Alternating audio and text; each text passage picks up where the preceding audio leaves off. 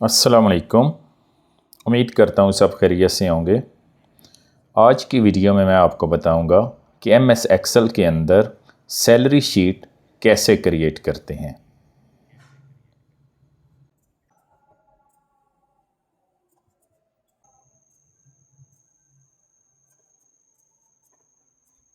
तो आप देख सकते हैं कि सैलरी शीट के अंदर जो मैंने सीरियल नंबर दे दिया है, उसके बाद नेम्स दिए हैं, उसके बाद उनकी डेजिनेशन दी है, उसके बाद उनकी बेसिक सैलरी और उनके मेडिकल अलाउंसेस, उनके कन्वेंस अलाउंसेस, रेजिडेंस अलाउंस और उसके बाद उनकी टोटल सैलरी हमने कैलकुलेट करनी है। और उसके बाद हमने सैलरी से अगर किसी किस्म की कोई डिडक्शन करनी है, कमी करनी है, यानी कुछ काटना है, तो वो इस कॉलम में होगा। इनके ऊपर टैक्स कितना होगा और उसके बाद यानी डिडक्शन और टैक्स के बाद उनकी पेएबल सैलरी क्या होगी, तो ये हम कैलकुलेट करेंगे। तो सबसे पहले हम टोटल सैलरी कैलकुलेट करेंगे। तो टोटल सैलरी हम फर्स्ट नेम यानी जो कि नेम है शाहान, तो उसकी हम टोटल सैलरी कैसे कैलकुलेट करेंगे। तो इस सेल के अंदर क्योंकि हमने कैलकुलेट करना है, तो सबसे पहले हम लिखेंगे इक्वल और उसके बाद बेसिक सैलरी जो है उसको ऐड करेंगे मेडिकल अलाउंस के साथ। उसके बाद हम इसके अंदर करेंगे ऐड कन्वेंस अलाउंस और उसके बाद हम ऐड करेंगे रेजिडेंस अलाउंस। तो इस तरह basic salary, medical allowance, convince allowance और रेजिडेंस अलाउंस क्या हो जाएंगे, आपस में ऐड हो जाएंगे जैसे ही हम एंटर की प्रेस करेंगे। तो ये आप देख सकते हैं कि फ़र्स्ट नेम जो शाहान है उसकी बेसिक सैलरी, मेडिकल अलाउंस और कन्वेंस अलाउंस और रेजिडेंस अलाउंस आपस में ऐड होके यानी जमा होके शो हो रहे हैं 66,000। तो अब हमने क्या करना है कि इसी फार्मूला को नीचे की तरफ ड्रैग करना है। तो बाकी जो नेम हैं जैसे हसन, अली, फैसल, शाहिद, इनकी सैलरी जो है वो ऑटोमेटिकली कैलकुलेट हो जाएगी। तो इसके लिए हमने क्या करना है कि कॉर्नर के ऊपर जैसे ही प्लस का सिंबल बनेगा, आपने माउस को सेल के कॉर्नर पे लेके जाना है। आप देख सकते हैं कि जैसे ही प्लस का सिंबल बनेगा तो आपने माउस का बटन प्रेस करके इसको नीचे की तरफ क्या कर लेना है, ड्रैग कर लेना है। तो इस तरह सब की सैलरी जो है ऑटोमेटिकली टोटल जो सैलरी है वो कैलकुलेट हो जाएगी।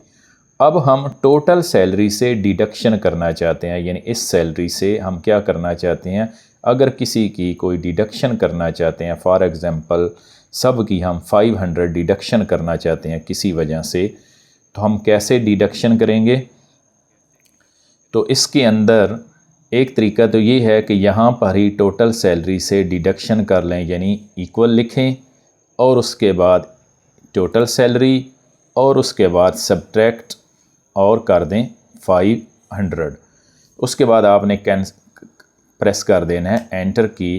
तो इस तरह इस सैलरी से 500 लेस हो जाएगा। और फिर हम फार्मूला को ड्रैग करेंगे सेम उसी तरह कि आपने माउस को यहाँ पे ले जाना है, जैसे ही प्लस का सिंबल बनेगा आपने इसको नीचे की तरफ ड्रैग कर देना है।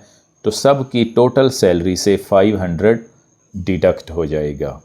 एक तरीका तो ये है। दूसरा तरीका क्या है कि आप क्या करें कि इस पूरे सेल के अंदर वो डिडक्शन लिख दें कि आप किसकी कितनी डिडक्शन करना चाहते हैं। फ़र्ज़ करें आप फर्स्ट रो की यानी शान की 500 डिडक्शन करना चाहते हैं और दूसरे की 300 डिडक्शन करना चाहते हैं, 200 डिडक्शन करना चाहते हैं, इसी तरह 150 डिडक्शन करना चाहते हैं और यहाँ पे आप जो है 100 डिडक्शन करना चाहते हैं। अगर डिफरेंट डिडक्शंस हैं तो फिर आप ऐसा भी कर सकते हैं कि आप सब की डिडक्शन लिख दें और उसके बाद आपने यहाँ पे क्या करना है, टैक्स कैलकुलेट करना है। अब ये टैक्स जो है ये टोटल सैलरी पे होगा या बेसिक सैलरी पे होगा, तो आपने उस हिसाब से इसको कैलकुलेट करना है। अगर टैक्स जो है आप टोटल सैलरी पे कैलकुलेट करना चाहते हैं तो आपने क्या करना है, यहाँ पे पहले लिखना है इक्वल और उसके बाद आपने लिखना है 2 डिवाइडेड बाय 100 यानी 2%।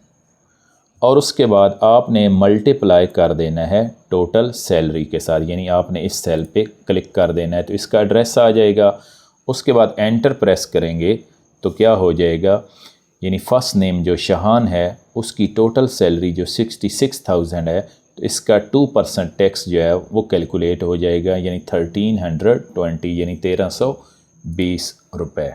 और उसके बाद माउस से हम इस फार्मूला को ऐसे नीचे की तरफ ड्रैग करेंगे तो सब का टैक्स जो है टोटल सैलरी के ऊपर 2% कैलकुलेट होके सामने आ जाएगा। उसके बाद हम कैलकुलेट करना चाहते हैं पेएबल सैलरी।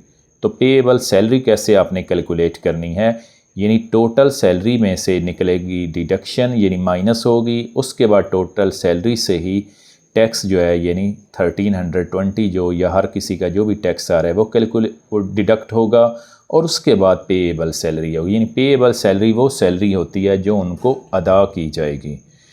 यानी पेएबल सैलरी, रिपीट कर रहा हूँ, कैसे कैलकुलेट करनी है, यानी टोटल सैलरी में से हमने डिडक्शन को सब्ट्रैक्ट करना है और उसके बाद हमने टोटल सैलरी में से टैक्स को डिडक्ट करना है यानी सब्ट्रैक्ट करना है, यानी इन दोनों वैल्यूज़ को हमने टोटल सैलरी से डिडक्ट करना है। फिर जो वैल्यू आएगी वो होगी पेएबल सैलरी। तो आइए पेएबल सैलरी कैलकुलेट करते हैं। सबसे पहले आपने इक्वल लिखना है, उसके बाद टोटल सैलरी का सेल एड्रेस देना है और उसके बाद सब्ट्रैक्शन सिंबल यानी माइनस का सिंबल, उसके बाद आपने डिडक्शन सेल का एड्रेस देना है क्योंकि हमने इसको सब्ट्रैक्ट करना है टोटल सैलरी से। उसके बाद हमने टैक्स को डिडक्ट करना है तो फिर हम सब्ट्रैक्शन ऑपरेटर यानी माइनस सिंबल देंगे और उसके बाद इस कॉलम का सेल एड्रेस देंगे। तो इस तरह टोटल सैलरी में से डिडक्शन और टैक्स जो है वो सब्ट्रैक्ट हो जाएगा। तो आपने क्या प्रेस करना है, फार्मूला देने के बाद एंटर प्रेस करना है। तो इस तरह आप देख सकते हैं कि जो टोटल सैलरी थी 66,000, उसमें से 500 और 1320 जो है वो डिडक्ट हो जाएगा और आपके सामने शो हो रहा है 64,180 रुपीज़। तो ये है पेएबल सैलरी शाहान की। तो उसके बाद अगर आप इसको तमाम पे अप्लाई करना चाहते हैं यानी फार्मूला को ड्रैग करना चाहते हैं तो आप पहले की तरह आपने यहाँ पे माउस ले जाना है, उसके बाद आपने माउस का बटन प्रेस करके उसको नीचे की तरफ ऐसे ड्रैग करना है तो सब की पेएबल सैलरी जो है कैलकुलेट हो जाएगी।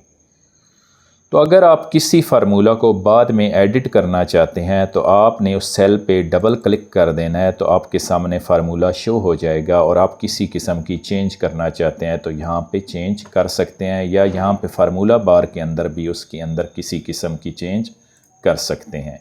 अगर बाद में आप किसी की बेसिक सैलरी या अलाउंस तब्दील करेंगे, किसी किस्म की कोई तब्दीली करेंगे तो ऑटोमेटिकली एक्सेल जो है उसको रिकैलकुलेट कर देता है। जैसा कि ये सैलरी है 45,000 तो इसको मैं कर देता हूँ 50,000।